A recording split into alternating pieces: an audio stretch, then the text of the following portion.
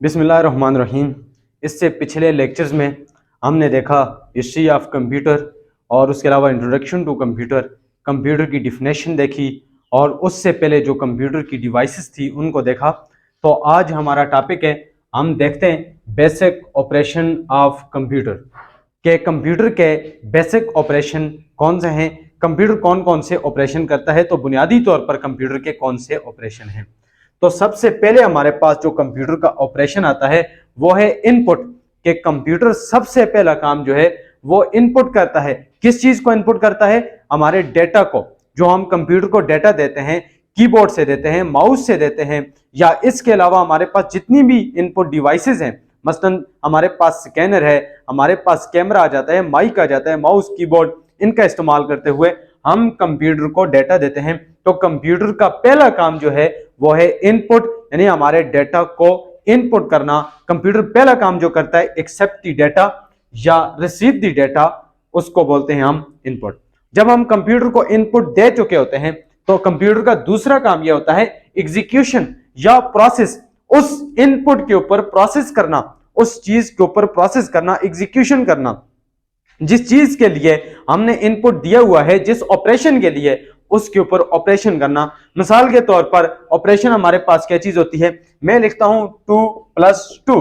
अब ये हमारे पास 2 जो है ये एक डेटा है, ये भी हमारे पास डेटा है। अब इसके ऊपर एक प्रोसेस होगा, इस चीज के ऊपर एग्जीक्यूशन होगी, इसको हल करेगा और हमें आंसर देगा 4। यानी कि इस चीज को जो ये हल करेगा, जो इसके ऊपर प्रोसेस करेगा, इस चीज को कहा जाता है प्रोसेस। और कंप्यूटर का दूसरा काम भी जो है वो है प्रोसेस, यानी पहला काम इसका इनपुट और दूसरा काम कंप्यूटर का आता है प्रोसेस। उसके बाद तीसरे नंबर पे जो कंप्यूटर का ऑपरेशन है उसका नाम है आउटपुट। कंप्यूटर का तीसरा ऑपरेशन जो आता है वो आता है आउटपुट, यानी कंप्यूटर प्रोसेस करने के बाद जो आंसर मिलता है, जो इंफॉर्मेशन या जो रिजल्ट हमें मिलता है, उसको कहा जाता है आउटपुट, जो कंप्यूटर हमें वहां से देता है। मिसाल के तौर पर यही चीज कि 2 + 2 = 4।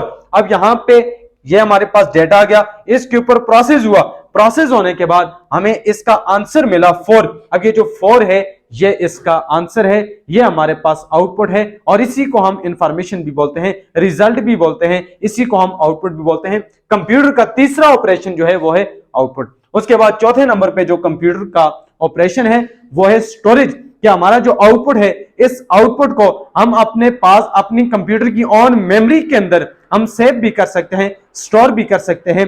तो ये हमारे पास आ जाती है स्टोरेज। ये स्टोरेज डिवाइसेस हमारे पास मुख्तलिफ किस्म की, मसलन कंप्यूटर की हम जो है हार्ड डिस्क के अंदर, SSD के अंदर अपने डेटा को स्टोर कर सकते हैं।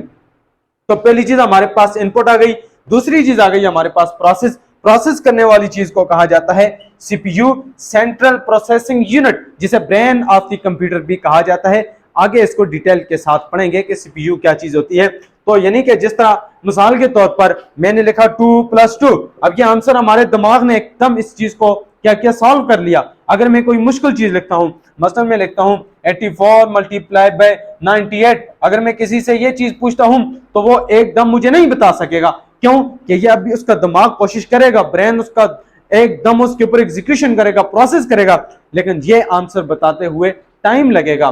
तो इसीलिए यानी कि हमारा ब्रेन जो है इस चीज के ऊपर जोर लगा रहा है, इस चीज को हल कर रहा है। इसी तरह ही CPU का काम भी यही है कि CPU भी ऑपरेशन करता है, किसी चीज के ऊपर एग्जीक्यूशन करता है, प्रोसेस करता है। और उसके बाद हमारे पास आ जाती है स्टोरेज, यानी कि हमारे चीज को सेव करना, महफूज करना अब कंप्यूटर की ऑन मेमोरी के अंदर।